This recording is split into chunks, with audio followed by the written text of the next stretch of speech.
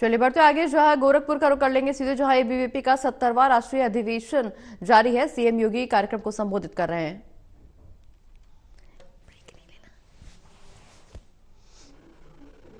क्योंकि गोरखपुर मेरा गृह जनपद भी है, इसलिए मैं इस 70वें राष्ट्रीय अधिवेशन के इस आयोजन में उत्तर प्रदेश में, और वह भी गोरखपुर में आयोजित होने के लिए आप सबका मैं हृदय से स्वागत करता हूं, अभिनंदन करता हूं।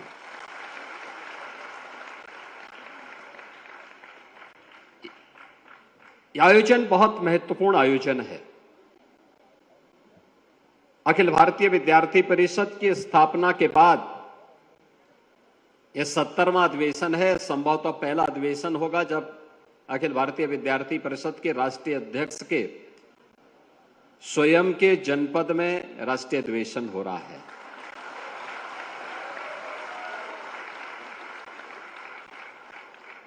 मैं इसकी भी बधाई आप सबको देता हूं, और मेरे लिए यह अत्यंत महत्वपूर्ण है कि प्रोफेसर यशवंतराव केलकर पुरस्कार किसी युवा शोधार्थी को इनोवेशन के लिए, जिन्होंने कुछ नया किया है लोक जीवन के लिए, समाज जीवन के लिए, ऐसे युवा को समर्पित किया जा रहा है। और वह वर्ष हो जब प्रोफेसर यशवंतराव केलकर जी की जन्म शताब्दी वर्ष हो। स्वाभाविक रूप से इस अवसर पर मैं इस पुरस्कार को प्राप्त करता, जिन्हें अभी यहां पर मंच पर यह पुरस्कार दिया गया है, श्री दीपेश नायर जी को मैं हृदय से बधाई देता हूं, उनका अभिनंदन करता हूं, और प्रोफेसर यशवंतराव केलकर जी की स्मृतियों को नमन करते हुए उन्हें विनम्र श्रद्धांजलि भी अर्पित करता हूं। मित्रों, जब यहां पर प्रोफेसर यशवंतराव केलकर पुरस्कार की बात आई और इस वर्ष के इस पुरस्कार के बारे में किस क्षेत्र में अलग से हट करके कार्य किया गया है, इस पुरस्कार को देने के लिए श्री दिवेश नायर की बात आई, तो मुझे बहुत अच्छा लगा कि एक ऐसे क्षेत्र में, एक ऐसे तबके को उन्होंने टच किया है जो अक्सर या तो समाज के द्वारा उपेक्षित होता है, और उस तबके को हम लोगों ने या तो उपेक्षित छोड़ा हुआ है, या हम उसके पोटेंशियल की जानकारी नहीं ले पाते।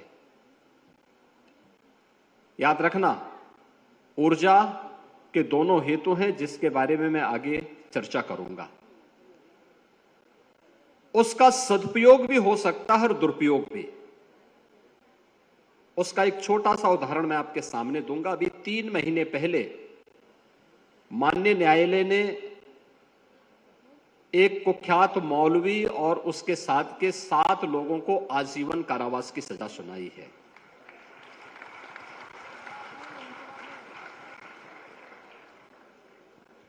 ये इसलिए सजा नहीं हुई कि वो मौलवी था, उसके पीछे एक घटनाक्रम आता है। 2019-20 की घटना है। मेरे पास एक रिपोर्ट आई,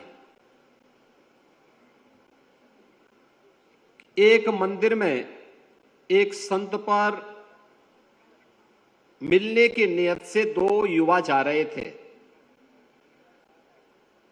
और जब उस युवाओं की जांच हुई तो उनके पास एक सामान्य ब्लेड मिली, उनसे पूछताछ करके छोड़ दिया गया।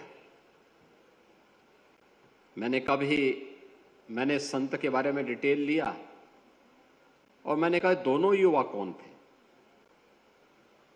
संबंधित जनपद के पुलिस अधीक्षक को मैंने फोन करके पूछा, मैंने कहा दोनों युवा कौन थे। तत्कालीन जो हमारे डीजीपी थे उनसे मैंने कहा भी इन दोनों युवाओं के बारे में डिटेल लो। कहा साहब ये दोनों हिंदू युवा थे ऐसा। मैंने कहा भी देखो मैं ये नहीं पूछ रहा हूं, एक मुझे बताओ कि उनके पास मिला क्या। कहा साहब एक ब्लेड था। मैंने कहा कैसा ब्लेड था? कहा वो सर्जिकल ब्लेड होता है। मैंने कहा सर्जिकल ब्लेड ये डॉक्टर इस्तेमाल करते हैं सर्जरी में, बहुत शार्प होता है। मैंने कहा बहुत छोटा सा होता है, 2 इंच का होगा, और 2-2.5 इंच का यह शार्प इंस्ट्रूमेंट इतना खतरनाक होता है कि अगर वह किसी को यहां कट मार दे तो मान के चले कि अगले 2-3 मिनट में उसकी डेथ हो जाएगी। तो मैंने कहा भी इतने खतरनाक इंस्ट्रूमेंट को लेकर के जा रहे हैं और आप उसको हल्केपन से ले रहे हैं। मैंने कहा एक मालूम करो, दोनों युवा वास्तव में जिस नाम से, जो नाम उन्होंने बताया है, ये नाम उन्हीं का है या छद्म नाम है? तो पूछताछ हुई तो उन्होंने पहले अपना नाम उसी जनपद का बताया था, बाद में उसमें से एक युवा ने कहा कि साहब, एक उसने अपने दिल्ली का एड्रेस बताया, दूसरे ने हैदराबाद का बताया। मैंने कहा भी दोनों जगह भी मालूम करो और इनके बारे में डिटेल लो। पुलिस हर बार उन्हें पूछताछ करके छोड़ती थी, लेकिन मैं पीछे पड़ा रहा। तीसरे दिन जानकारी मिली कि साहब इन दोनों युवाओं का दिल्ली में बटाला हाउस से किसी एक सज्जन से संबंध है। तो बटाला हाउस का नाम आते ही मैं और चौकन्ना हुआ। मैंने कहा बटाला हाउस ये वही जगह है जहां 2008 में दिल्ली में दिल्ली पुलिस के एक इंस्पेक्टर मोहनचंद शर्मा शहीद हुए थे, आतंकियों से मुठभेड़ करते हुए। और बटाला हाउस में ये युवा जाते हैं, तो मैंने कहा भी ये मान के चलो, पक्का मान के चलो कि दोनों युवा हिंदू नहीं हैं, आप इसको नोट करना, इनको पूछताछ करो। पूछताछ होती है, वे खुल लिए, उन्होंने बता दिया। उन्होंने कहा हाँ साहब, हम लोगों के 3 पीढ़ी पहले हमारे पूर्वज इस्लाम स्वीकार कर लिए थे। अब चूंकि 3 पीढ़ी पूर्व हो चुका था, तो लेकिन हम लोग फिर भी वे सच बोलने का नहीं, सच तो इनको अब बकना पड़ेगा। और इसके बाद जब हम लोग उसकी तह में गए तो वह उस सर्जिकल इंस्ट्रूमेंट को लेकर के गए थे एक संत की हत्या करने के लिए। खैर ये कार्रवाई आगे बढ़ी। हम लोगों ने कहा कि भाई ये बटाला हाउस में जिस सज्जन के पास जाते थे, देखो ये वास्तव में सज्जन ही है या कोई दुर्जन है। तो हम लोगों ने उसको बुलाना शुरू किया। एक बार आया तो फिर पुलिस ने छोड़ दिया, दूसरी बार आया फिर छोड़ दिया। मैंने कभी क्यों छोड़ दिया? कहा साहब वो तो एक सामान्य धर्मोपदेशक है। मैंने कहा क्या कोई हिंदू संत है क्या? कहा नहीं सर। मैंने कहा उसका पूरा नाम? तो नाम भी उसका बड़ा अजीब था। तो मैं भौचक था कि सही नाम और सही तथ्यों को सबके सामने क्यों नहीं रखा जा रहा है। उसके बाद फिर हमने जब सख्ती से इस पे कार्रवाई आगे बढ़ाई तो हमने कहा भी उसके ऑफिस में जाकर के उसके पास कोई लैपटॉप होगा, उसका कंप्यूटर होगा, उससे जुड़े हुए अन्य उसके पास कुछ सामान होंगे, स्मार्ट उसका फोन होगा, स्मार्टफोन होगा, इन सबको लीजिए और अपने कब्जे में लेकर के एक बार इसकी सघनता से जांच कर लो। पकड़ में आया और पकड़ में आने के बाद जब हम लोगों ने जांच करनी शुरू की तो उन्होंने, वह एक बहुत बड़े रैकेट को संचालित करता था और जिसका टारगेट होता था मूक बधिर बच्चे।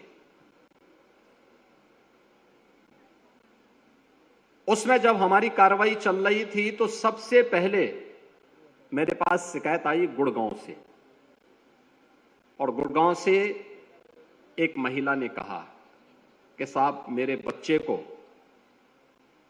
जो मूक बधिर था, दिल्ली की एक संस्था में पढ़ता था, उसको जबरदस्ती इस्लाम स्वीकार करवा दिया गया। फिर मेरे पास दूसरा मामला आया कानपुर का। कानपुर में एक युवा, एक छोटा, एक नौजवान लड़का, मूक बधिर था। वह दिल्ली की उसी संस्था में पढ़ता था। तो अचानक रोजे के दिन थे, वह लड़का छुट्टी पे आया था। तब तक कोविड-19 प्रारंभ हो चुका था और वह उस दौरान जब वह अपने घर आया था तो छुप करके वह दिन में कुछ नहीं खाता था। रात्रि को उसको जो भोजन मिलता था वह अतिरिक्त भी लेकर के अपने कमरे में रखता था। सुबह 4 बजे खा लेता था और दिन भर कुछ नहीं करता था। तो उसकी मां को संदेह हुआ, ये सब क्या है, ऐसे क्यों कर रहा है। तो उसने छुप करके देखा तो वह नमाज पढ़ रहा था। तो उसकी मां ने उसको कहा, ये सब क्या कर रहे हो। तो अपनी मां को ही बोलने लग गया वो। अब उनकी समस्या क्या है, वो बोल भी नहीं सकता है, सुन भी नहीं सकता है, लेकिन वह ये सब कृत्यों में लिप्त हो गया। हमने कहा भी ये कैसे हो सकता है, जो व्यक्ति सुन नहीं सकता है, वो बोल नहीं सकता है, वह कैसे नमाज पढ़ सकता है, कैसे, कौन सिखा रहा है उसको। तो फिर पता लगा कि बटाला हाउस से जुड़ी हुई उस संस्था के द्वारा, जो अपने को धर्मोपदेशक कहता था, उसके द्वारा वहां पर एक इस प्रकार के स्मार्टफोन उन बच्चों को दिए जाते थे जिसमें वह उसके माध्यम से कोड भाषा में उनके साथ संवाद बनाता था, उनको ट्रेनिंग देता था और स्मार्टफोन के माध्यम से सारी उनकी एक्टिविटीज संचालित हो रही थी। और धर्मांतरण का एक बहुत बड़े रैकेट को हम लोगों ने पर्दाफाश किया था।